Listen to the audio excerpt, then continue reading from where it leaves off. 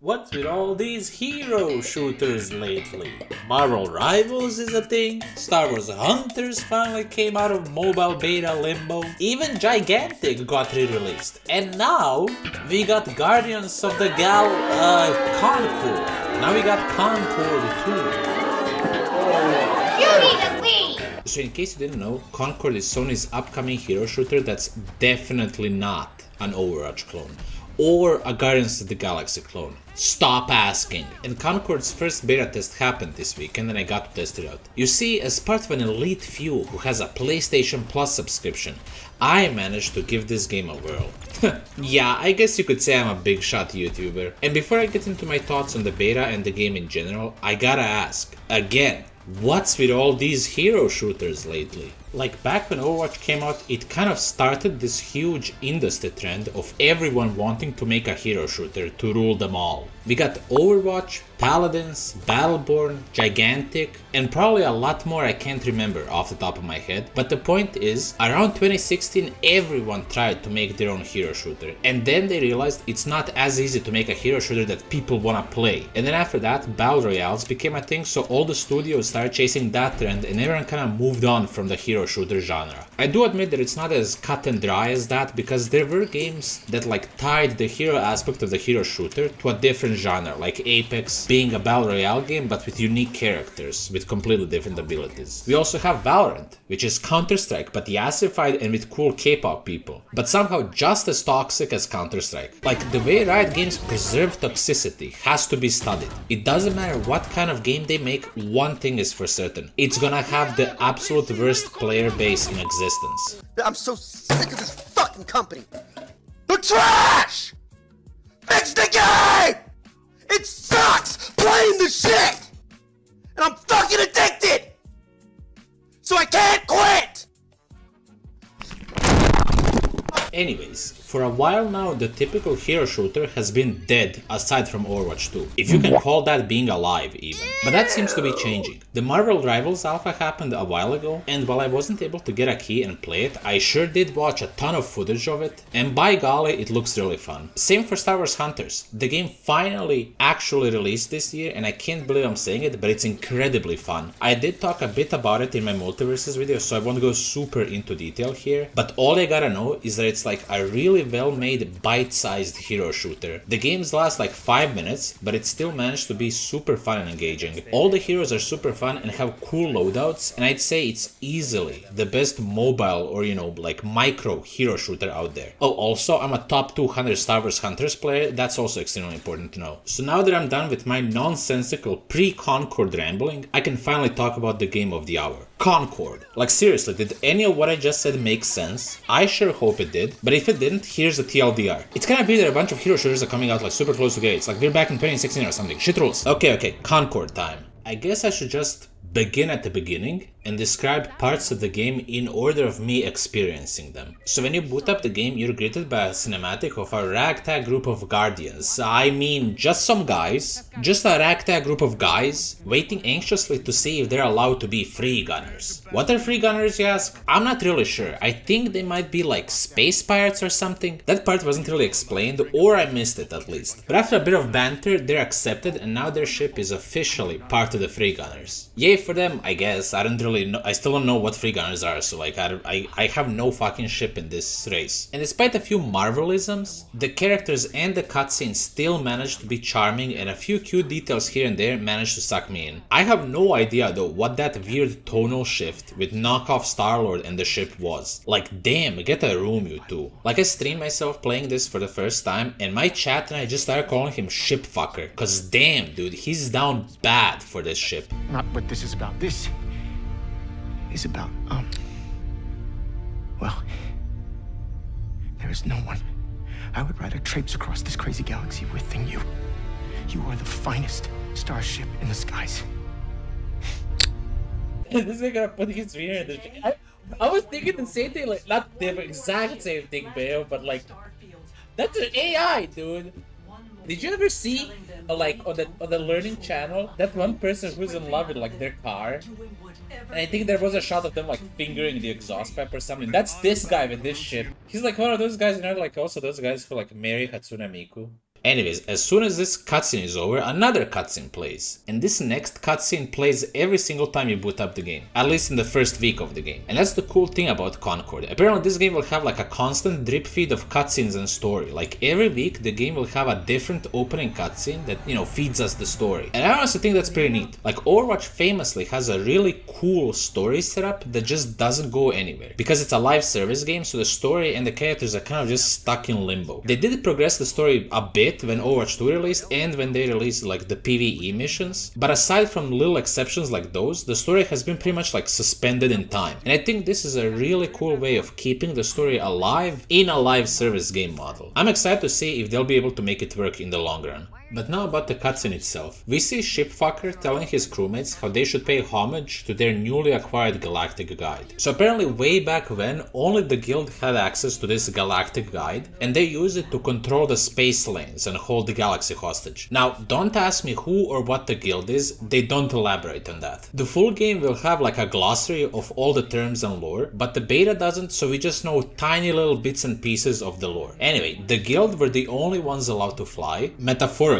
speaking I assume, until the crew of the Implacable risked and lost their lives to steal the map, and the Implacable crew gave the map away for free, thus forming the Free Gunners. So now the crew paid homage and established a route to Glance. Don't ask me where or what Glance is, I got no clue. But yeah, that's all the lore we were given in the beta, and I will say I'm intrigued. It is basically crumbs at this point, and to be fair, the story isn't really the focus of this beta test, but I still appreciate that there's even a tiny bit of story to contextualize what the hell is happening in the gameplay. Once the two cutscenes are over, we are put into the main menu, and oh my god, right off the bat, I love the UI. Like, I'm a sucker for stylish menus and presentation in games, and Concord nailed it. I love the 70s space vibe they got going on with like the color schemes and little swirls of colors and shit. It's so cool. So after promptly turning the motion blur off in the settings, I ran to the Free Gunners menu to look at all the cool characters, and I love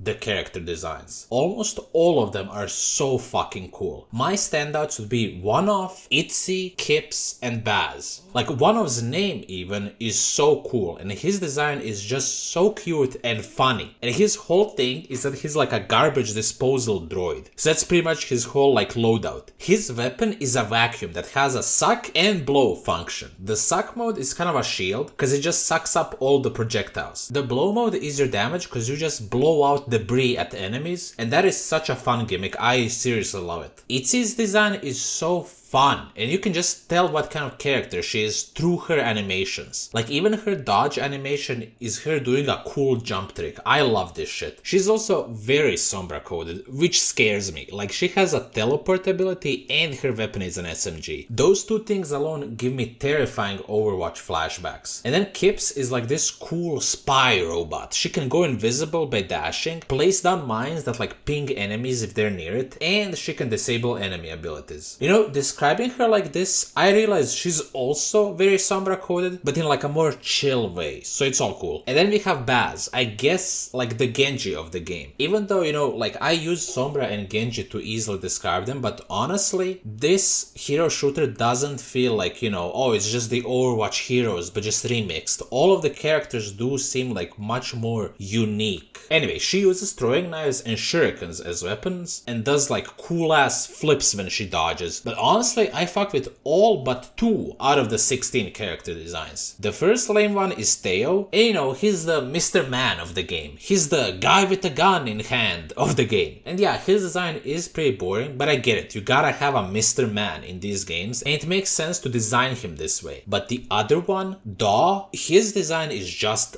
bad. Like, what is this shit? Who let my man Daw out dressed like a damn toddler in a raincoat? Bro got the "we all float down here" drip. Like, I really do not fuck with this design. I know it's petty, but he's the only character I haven't played at all, and it's purely because of his design. I have no interest in waddling around looking like a damn loser in a video game. I do enough of that in real life. Now, after checking out all the characters, it's time to check out the thing you've all been waiting for. That's right, it's it's time to examine the job board, aka the XP grind side of the game. And I gotta say, I like that they didn't really try to reinvent the wheel on this one. It's very similar to how Fortnite does it, and that's great, because in my opinion, Fortnite has the best seasonal grind experience. So we have daily, weekly, seasonal, free gunners, and reputation quests. And it's all pretty standard. The daily quests work the exact same way they do in Fortnite. So as soon as you do a daily quest, it gets replaced with another one, and when you do it like 3 dailies, you get a big XP bonus. Free gunner quests unlock like new character variants, and I'll get into that whole thing a bit later in the video. And then the reputation rewards are basically your like account level rewards, and you get all sorts of customization rewards. Speaking of account levels, you can customize your business card, which is like your name card, and it's cute. I like this little bit of modular customization. And then the character cosmetics are again pretty standard. You can equip different character skins along with weapon skins. On top of that, you can equip a wearable and an accessory to your character. And those are kind of like gun charms, but on your character instead of on your gun. And it's a very obvious way of trying to squeeze in extra monetization. It's a cute little detail, but I seriously can't see myself giving any money to unlock any of these tchotchkes. Along with character gun charms, we also have gun charms. And it's nice to see that Concord is continuing the Overwatch 2 tradition of just bolting the gun charms in nonsensical ways on certain characters and weapons. But yeah, all in all, the cosmetics are pretty standard. I was only able to unlock basic recolor skins, so I have no idea how strong their skin game is, and I don't know how they're gonna be monetizing this game, since it's a $40 big boy game. Hopefully you'll be able to earn the inevitable premium currency through doing quests or something, but you know, we'll see. Okay, I'm finally done admiring the menus and ogling the cool heroes. Now let's get in the actual game. So at first, only the Brawl playlist was available to me, and that's a playlist consisting of 2 game modes, Team Deathmatch and Trophy Hunt. TDM is pretty self-explanatory, but Trophy Hunt is where everyone drops like a little bounty card when they die, and to win you gotta collect enough of those bounty cards. So those are pretty standard game modes all in all. Later in the beta, once you level up your account enough, you unlock the Rivalry playlist, which features game modes with no respawn per round, so it's a more slow-paced strategic take on the game. But anyways, I loaded up in a game of Team Deathmatch, picked one off cause I love the little fella, and I'm a tank main for life. And holy shit, this game is slow. Fuck, I am so slow. This is insane. Like, I cannot stress this enough how slow I am. And this is the reason why it took me this long to start talking about the actual gameplay of Concord. I want to walk you through what I experienced at first. The menus and the designs and the world of Concord sucked me in, so much so that I was like almost dead set on getting the game. Like, I just needed the gameplay to close the deal for me, and then that just completely fell apart the moment I started walking. It's really bad. Not only are you walking slow, but the jumps are so floaty. It feels like you're underwater and on the moon at the same time.